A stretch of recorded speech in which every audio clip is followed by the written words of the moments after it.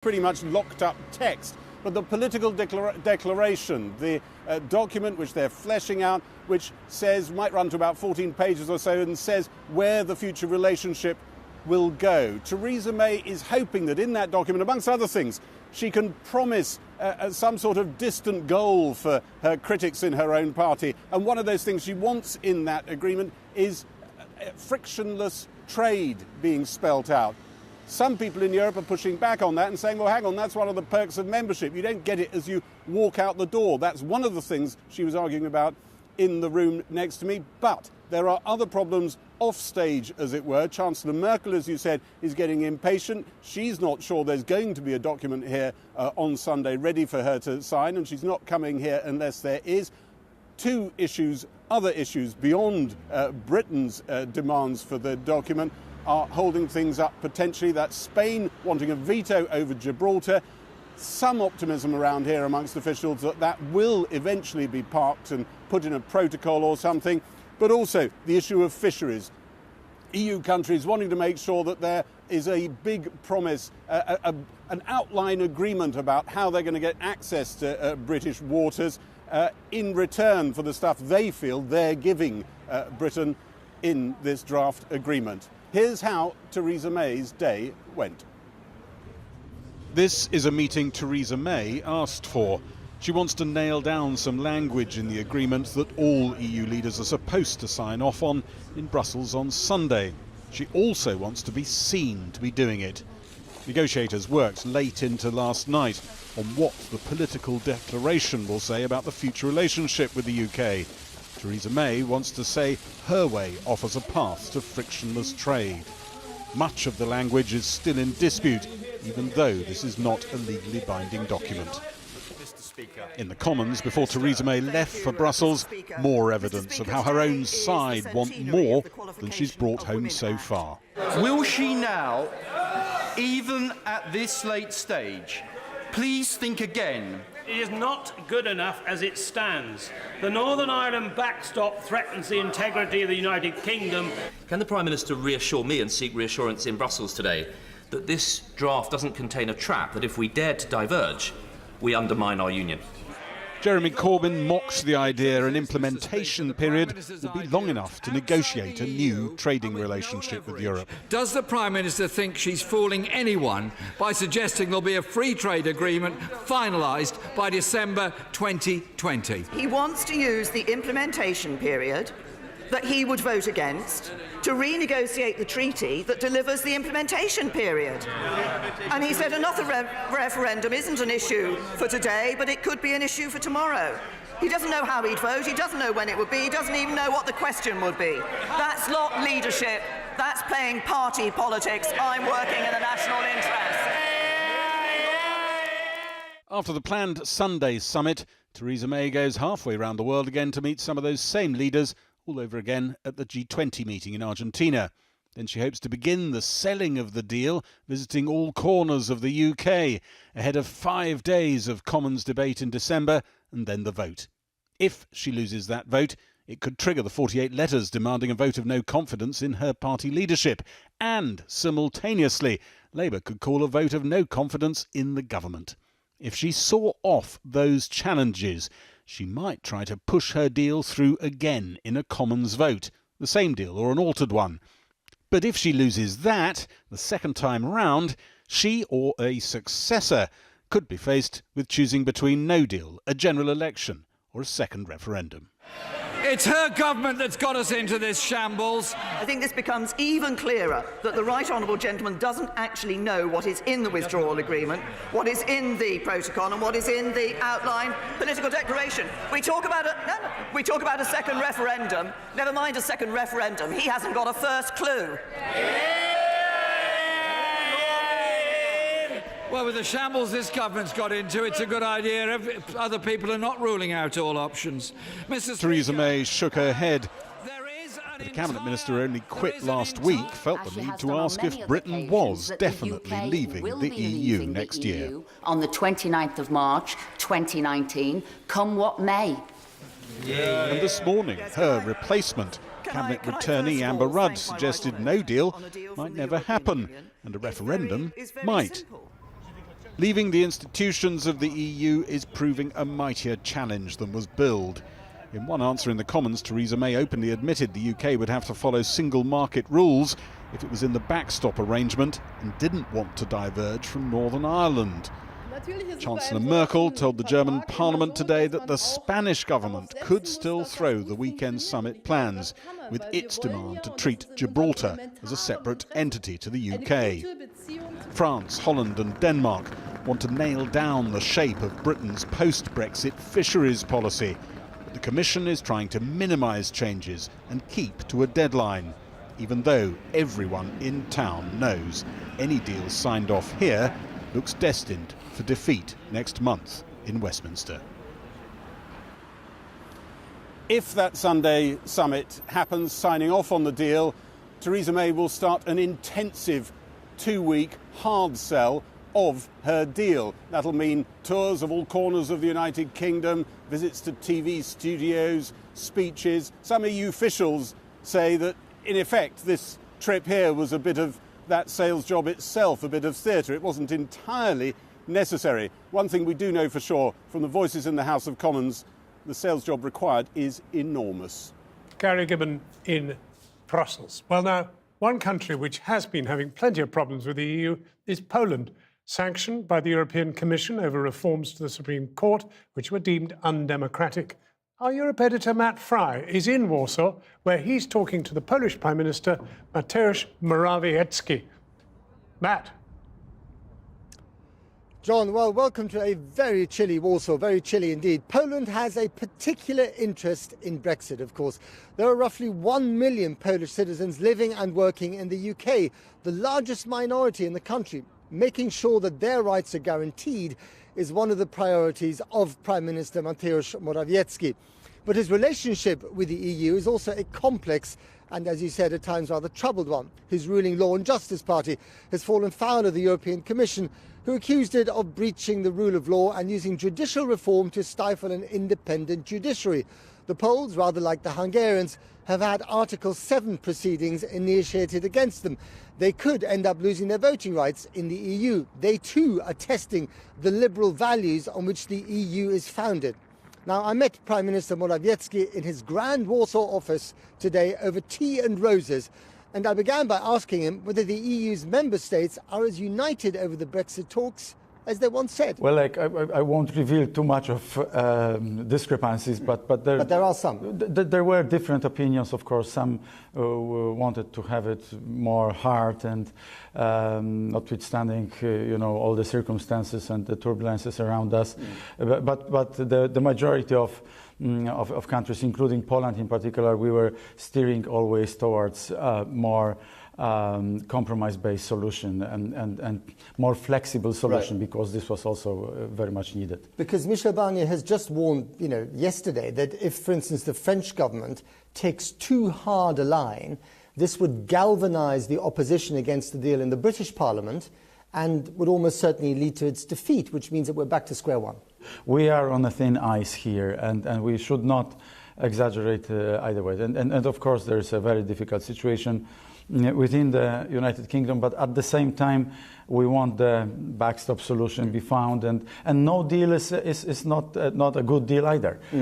So I believe that we are approaching a decisive moment, but a positive moment. Of course, Poland has skin in the game, as they say, because you've got almost 1 million Polish citizens living in the UK. I'd like them back here in Poland. Would you really? Yeah, absolutely. Yes. Seriously? We have 3.5% unemployment rate. The second. You need the labour lowest. coming here. We need the labour, but we need those citizens who left. Well, the quickest way of getting them back is if there was no deal, if it didn't pass in Parliament. No, we wouldn't be in favour of this. A lot of acrimony, and then suddenly the rights of EU citizens would not be guaranteed in the way that they are in the treaty. No, actually, that would be one way of getting your people back. No. I've actually agreed with Prime Minister of the UK that on a reciprocal basis we will treat our citizens.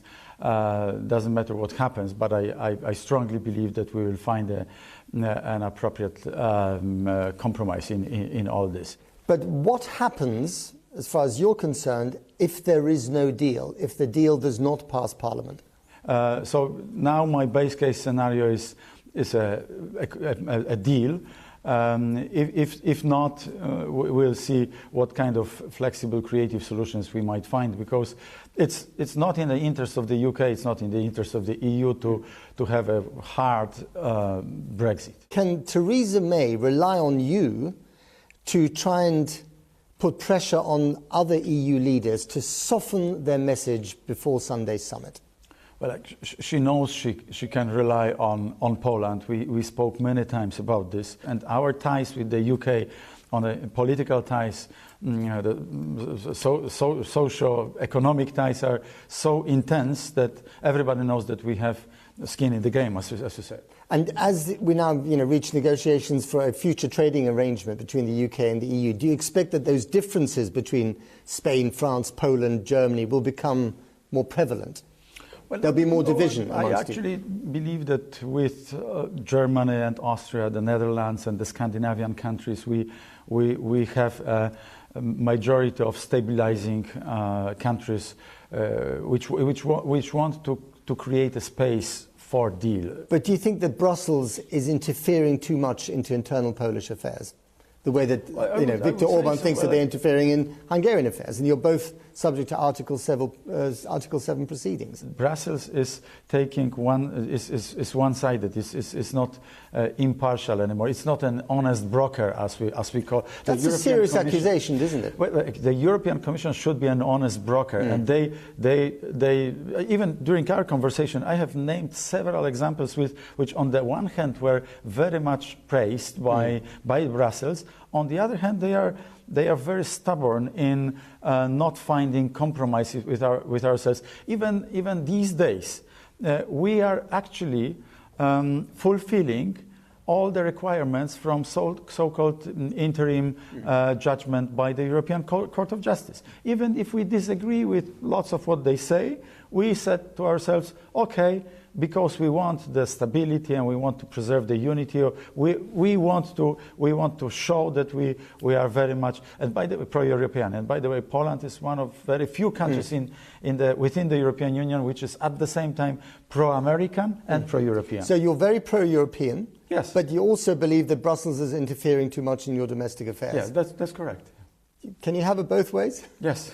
You can. Of course, because the pro-European doesn't mean we are endorsing everything what the European institutions in Brussels do, in particular some institutions. But on the other hand, we are realistic, and we look in a realistic way at what is happening, and we try to find a compromise with them.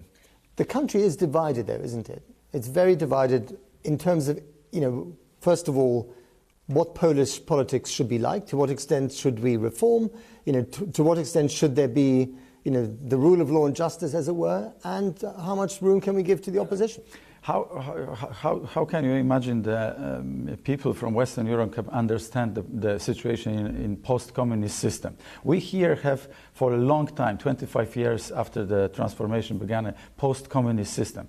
Of course, people from the Netherlands, with all the respect, they cannot understand the situation. Why I'm saying post-communist? Because in the former German Democratic Republic, they have actually made vetting of all the judiciary and prosecutors. And only 30% post-communist judges stayed in adjudicating. In our situation, 100% of judiciary stayed, and there was no judge was accused for the appalling cases from the martial law. And I was a freedom fighter in the 80s, and my fellow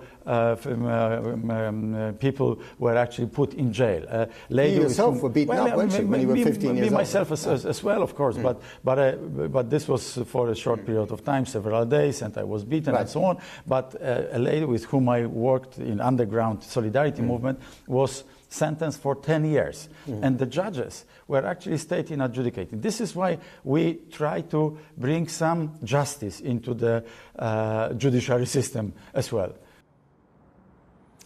We also talked about a whole range of other issues like Poland's Holocaust law and indeed the question of migration, how few Syrian migrants and refugees have been allowed into this country, and why that is the case. You can watch all that online in the full version of the interview. Now, at the beginning of the whole Brexit process, there was an expectation amongst Brexiteers in London that they could play the EU 27 off against each other. Michel Barnier proved them wrong again and again, and it briefly looked this afternoon as if the divisions were finally appearing, jeopardising the Sunday summit. Alas, there are so many other things that divide the EU, from nationalist populism to migration to what to do about Italy to a common euro budget, that the one thing they still find it easier to agree on is Brexit. How they're bothered by it, how little they want to repeat the experience, and how quickly they want it all over. Back to you, John. Max Pry in Warsaw. Well, a short time ago, I spoke to Joe Johnson, who resigned from the government earlier this month over the Brexit deal. I asked him if there was anything the Prime Minister could bring back from Brussels that would change his mind. No, I'm pleased I resigned a few days ago, because the deal that she's negotiated after 2 years, I gave her space as a member of the government to negotiate the best possible deal for the country. But I'm afraid what she's brought back from Brussels at the end of this process is simply unacceptable. When you resigned, and you were, after all, Transport Minister, was there any gaming, planning for a no deal? I mean, have they got a massive game plan for that situation? Well, it's no secret, John, that there is considerable work going into how we're going to deal as a country with the impact of no deal, the reduction in capacity that we'll see in our key cross-channel freight routes, for example, from Dover and Folkestone to Calais. That's going to be severely constrained in a no-deal environment, and that's why the government is putting in place these extraordinary measures to secure parking space for heavy goods vehicles on some of our key roads and motorways. We've been talking to the Polish Prime Minister today, and he's been talking about creative, flexible solutions to help the UK avoid the hardest of Brexit. He sort of envisages the possibility that if it did even get to the no-deal situation, Europe would be pretty keen to try and avoid the worst of it. Well, of course, no one wants chaos and disruption, but I think it would be wrong for us to spend valuable time, which is very scarce right now, entertaining the possibility of suddenly reopening a 2-year negotiation that's reached its conclusion with the document, the 585-page document that the Prime Minister produced last week. Reopening that is going to be next to impossible, and we shouldn't waste any time thinking that we can bypass the Commission, bypass Michel Barnier, and try and pick off member states of the European Union one by one. That's a fantasy. The more you talk about the danger of a no deal, the more moderate MPs are going to be so afraid that there is going to be a no deal vote that they will rally to a deal, Mrs. May's deal, that they don't really believe in, but they'd rather have that than no deal. Well, John, that's a false choice. I mean, it's obviously hopeless for a government to restrict the choice to those two deeply unsatisfactory outcomes. MPs have an alternative. They need to look their constituents in the eyes and tell them the truth. They will be worse off. There will be fewer jobs in some of the least economically advantaged parts of this country if we carry on with this present course of action and approve the Prime Minister's deal. Has anything happened since you resigned? In other words, in your conversations with other MPs, in your sort of sense of what's going on behind the scenes, that has given you any optimism in any degree? Yes, I'm pleased by the growing sense across Parliament that this deal does not work. You've seen MP after MP stand up and say they cannot support it. This is not the Brexit that the country was promised during the campaign 2 years ago. It doesn't deliver the possibility of trade deals. It doesn't produce greater sovereignty for our Parliament. In fact, it gives sovereignty away. And it's not going to suddenly turn us into a Singaporean-style tiger economy on the edge of Europe. Far from it. We're going to be bound by rules we no longer have any hand at all in shaping. It is a disaster, and there is a growing recognition of that across Parliament.